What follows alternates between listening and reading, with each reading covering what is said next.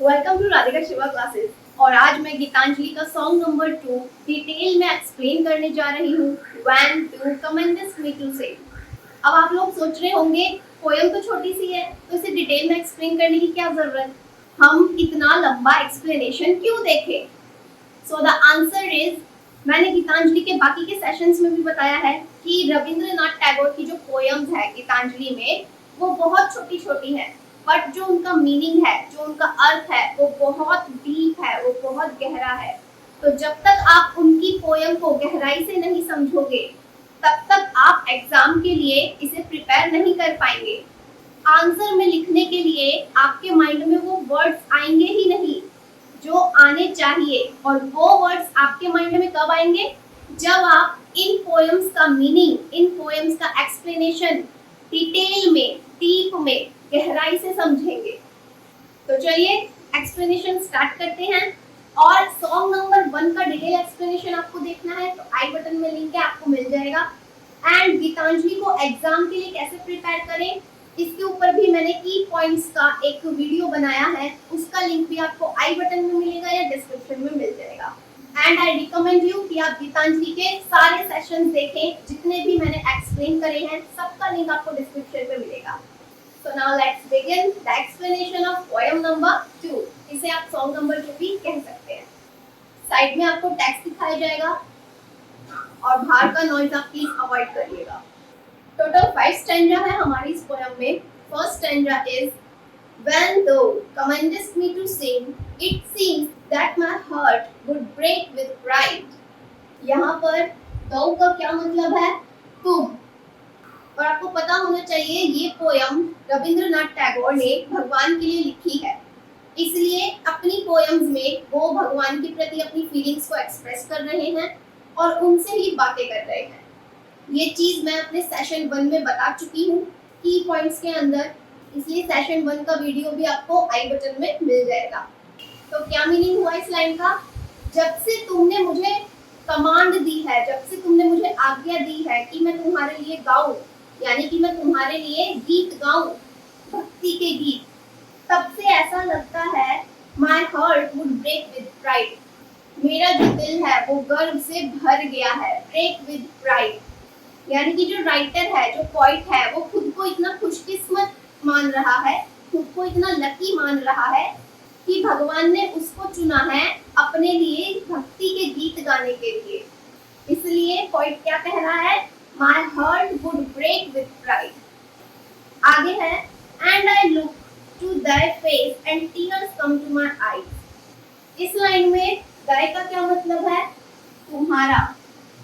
और तुम्हारे चेहरे को देखते ही मेरी आंखों में आंसू आ गए।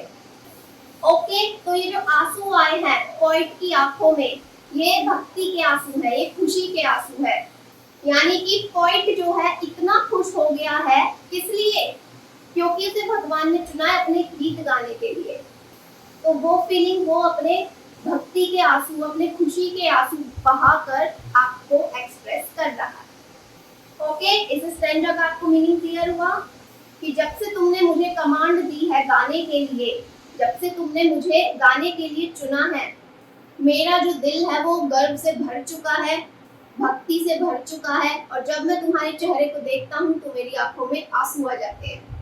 मैं इतना खुशकिस्मत हूँ कि तुमने मुझे चुना गीत गाने के लिए। Next stanza, all that is harsh and डिसोनेंट in my life melts into one sweet harmony. Harsh का मतलब आप लोगों को पता ही होगा, क्या, रूखा या कठोर या फिर नीरस। हार्श यानी कि रूखा सूखा, बहुत ही रूड। एंड डिसोनेंट मीन्स बेसुरा। तो क्या मीनिंग हुआ इस लाइन का कि जब से तुमने मुझे गाने के लिए वो कमांड दी है, तब से अब मुझे ऐसा लगता है जो मेरा हार्श और डिसोनेंट लाइफ था, यानी कि जो मेरी बेरुखी जैसी जिंदगी थी जिसमें कोई प्रेम का रस ही नहीं था, अब मेरी वो बिखरी हुई जिंदगी, अब मेरी वो बेसुरी जिंदगी एक स्वीट हार्मोनी में बदल गई है, एक मधुर गीत में बदल गई है। यानी कि तुम्हारी वो कमांड मिलने के बाद अब मेरा जीवन मधुरता से भर गया है, अब मेरा जीवन प्रेम से भर गया है। अब मेरे जीवन में कोई भी हार्श या डिसोनेंट, कोई भी बेरुखी चीजें नहीं रही। And my adoration spreads wings like a glad bird on its flight across the sea. Adoration मतलब आराधना, पूजा, यानी कि भक्ति, पूजा करना।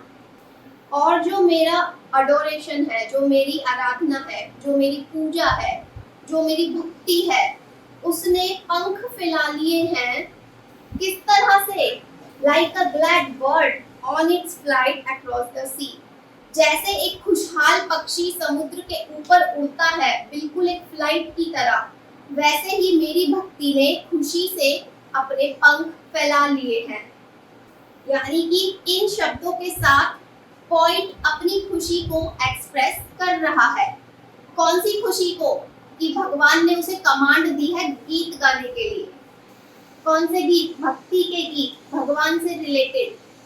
तो इतना ज्यादा पोएट खुश हुआ है, तो इन शब्दों के साथ वो अपनी खुशी को बयां कर रहा है। जब पक्षी ऊंचे से ऊंचा उड़ते हैं समुद्र के ऊपर या पहाड़ों के ऊपर, तो जितना ऊंचा जो पक्षी उड़ता है उसको उतना ही गर्व होता है कि मैं इतना ऊंचा उड़ सकता हूँ। तो रविंद्रनाथ टैगोर को भी सेम वही फीलिंग आ रही है कि मेरी खुशी इतनी ऊंचाई तक पहुंच गई है। कितनी ऊंचाई तक? जितने ऊंचाई तक एक खुशहाल बर्ड उड़ता है समुद्र के ऊपर फ्लाइट की तरह। Next stanza, I know thou takest pleasure in my singing. मैं जानता हूँ कि तुम्हें भी इंटरेस्ट आने लगा है मेरे गीतों में, तुमको भी मेरे गीत सुनना पसंद है। भगवान को भी पोएट के गीत सुनना अच्छा लगता है। नेक्स्ट लाइन है, I know that only as a singer I come before the presence. Poet कहता है, मैं जानता हूँ कि केवल एक सिंगर के रूप में, केवल एक गायक के रूप में ही मैं तुमको फील कर सकता हूँ, मैं तुमको पा सकता हूँ। मतलब अपने भक्ति के गीतों के द्वारा ही जो पोएट है वो भगवान को पा सकता है, वो भगवान को फील कर सकता है, वो उनकी प्रेजेंस को महसूस कर सकता है। लेकिन किस तरह से? जब तक पोएट एक सिंगर है, जब तक वो एक भक्ति के गीत गा रहे हैं, अपनी भावनाओं को व्यक्त कर रहे हैं, तो यही एक तरीका है भगवान को पाने का, उन तक पहुंचने का। Okay, and this is a true fact. जैसा कि मैं अपने सेशन 1 में भी बता चुकी हूँ कि रविंद्रनाथ टैगोर की ये जो पोएम्स है, इसकी कुछ बातें भगवत गीता से रिलेट करती हैं। तो ये बात भी भगवत गीता से रिलेट करती है। भगवत गीता की ही लाइन है, संस्कृत में है बट मैं आपको हिंदी में बता रही हूँ। कलयुग केवल नाम आधारा, यानी कि कलयुग में आपका बेड़ा कैसे पार होगा, आप भवसागर से कैसे पार होंगे।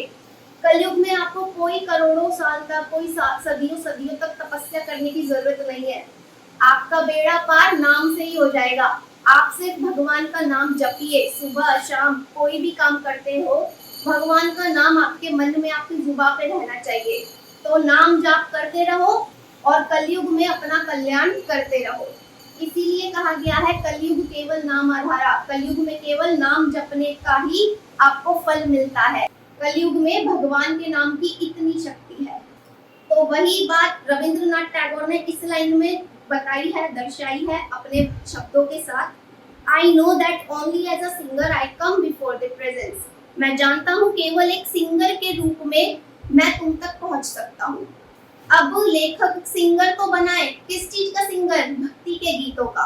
वो अपने भक्ति के गीत गा रहे हैं और अपने भक्ति के गीतों में भगवान के लिए फीलिंग्स शो कर रहे हैं। भगवान का नाम उनके मन में बस गया है, अब इसीलिए उनकी जुबान पे भी भगवान का नाम रहता है।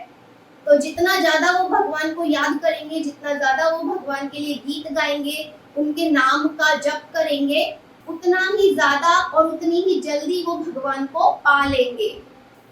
Now fourth stanza is, I touched by the edge of the far spreading wing of my song, the feet which I could never aspire to reach. इस लाइन का क्या मतलब है? The feet, जो तुम्हारे चरण हैं, यानी कि जो भगवान के चरण हैं, मैं उन तक पहुंच भी नहीं सकता, मैं तुम्हारे चरण छूने का एक्सपेक्ट भी नहीं कर सकता। लेकिन हाँ, एक तरीका है जिससे मैं तुम्हारे चरण छू सकता हूँ, तुम्हारे चरणों तक पहुंच सकता हूँ। क्या? I touch by the edge of the far spreading wing of my song। जो मेरे गीत है, जो मेरे भक्तिमय गीत है, प्यार भरे जो मेरे गीत हैं, मेरे गीतों का अगर एक कोना भी तुम्हारे दिल को छू जाता है, मेरे गीत का एक शब्द भी तुम्हारे दिल को भा जाता है, तो हाँ, उसी स्टेज पर मैं तुम्हारे चरण छू सकता हूँ। Okay, so I touch by the edge of the far spreading wing of my song. यहाँ पर ये far spreading wing of my song, इसका क्या मतलब है? मेरे गीत के जो ऊंचे ऊंचे पंख हैं, यानी कि मेरे गीत में मैंने ऐसे ऐसे शब्द यूज करे हैं जो तुम्हारा दिल छू जाए। ठीक है, यानी कि इतने हाई क्वालिटी के वर्ड्स मैंने अपनी भक्ति के साथ गाए हैं जो तुम्हारे दिल को छू जाए। यानी कि रविंद्रनाथ टैगोर ने अपने इन गीतों को इतनी ज्यादा भाव के साथ गाया है कि वो बस ये चाहते हैं कि मेरे गीतों का एक शब्द ही मेरे भगवान को भा जाए ताकि मैं उनके चरण छू सकूं। So I touch by the edge of the far spreading wing of my song.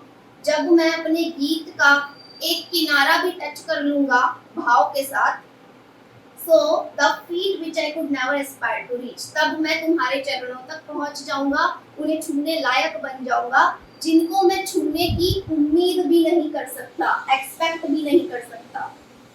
ठीक है, चलिए लास्ट स्टैंजा देखें। Drunk with the joy of singing, I forget myself and call the friend who art my Lord। इस line का क्या मतलब हुआ कि मैं अपने गीतों की खुशी में इतना ज्यादा मदहोश हो चुका हूँ, मुझे मेरी भक्ति का इतना नशा चढ़ चुका है कि मैं उस नशे में, उस खुशी में खुद को भूल गया हूँ। मैं अपने भक्ति के गीतों में इतना खुश हो गया हूँ, इतना मुझे नशा चढ़ गया है भक्ति का कि मैं खुद को भूल गया हूँ कि मैं कौन हूँ। And call the friend who art my lord, और मैं तुम्हें भी भूल गया कि तुम मेरे भगवान हो, इसलिए मैंने तुमको अपना फ्रेंड बोल दिया। कॉल दी फ्रेंड, मैंने तुम्हें अपना फ्रेंड बोला, अपना दोस्त बोला। क्यों बोला? क्योंकि मैं खुद को भी भूल गया और ये भी भूल गया कि तुम मेरे भगवान हो। इतना ज्यादा मैं अपने भक्ति के गीतों में डूब गया खुशी से, इतना मुझे नशा चढ़ गया कि मैं भूल गया कि तुम मेरे भगवान हो और मैंने तुमको अपना फ्रेंड बोल दिया। So this was the whole detailed explanation of song number 2, या poem number 2 भी कह सकते हैं, by राधिका शिवा। तो अब मिलते हैं पोएम के नेक्स्ट सेशन के साथ, poem number 10, poem number 11, 35, 38। Okay, ये सबके सेशन अपलोड होने वाले हैं या अपलोड हो गए होंगे, तो लिंक भी ऐड कर दिया गया होगा डिस्क्रिप्शन में, आप जरूर चेक करें और गीतांजलि के सारे सेशंस को वॉच करें, क्योंकि मेरे गीतांजलि के जितने भी सेशन हैं वो डिटेल एक्सप्लेनेशन के साथ हैं। So this will be very helpful for your exam. आपको एग्जाम में लिखने के लिए बहुत ज़्यादा गहराई वाले वर्ड्स मिलेंगे ताकि आप अपने आंसर को एक बेटर फॉर्म दे पाएं। और गीतांजलि के लास्ट सेशन में मैं थीम्स का एनालिसिस करूंगी, जो कि बहुत बहुत बहुत इंपॉर्टेंट है एग्जाम में एक्सप्लेन करने के लिए। इसलिए नोटिफिकेशन के लिए अभी चैनल सब्सक्राइब करें। और आप मुझे इंस्टाग्राम पे सजेस्ट कर सकते हैं कि नेक्स्ट एक्सप्लेनेशन आपको कौन सी पोएम या नोवेल का चाहिए। देन आपका सजेस्ट किया हुआ नोवेल का एक्सप्लेनेशन आपको मेरे चैनल पे जरूर मिलेगा। इंस्टाग्राम, फेसबुक के लिंक डिस्क्रिप्शन में ही दिए गए हैं, आप एक बार चेक करिए, आपके आगे सारे लिंक ओपन हो जाएंगे। And lastly I want to tell you कि मेरे चैनल पे competitive English, spoken English, interview tips and government exam से रिलेटेड भी वीडियोस आते हैं। तो ये चैनल सिर्फ इंग्लिश में आपकी हेल्प नहीं कर रहा है, अदर फील्ड्स में भी आपकी हेल्प करेगा और कर रहा है। So we continue with my channel. Take care.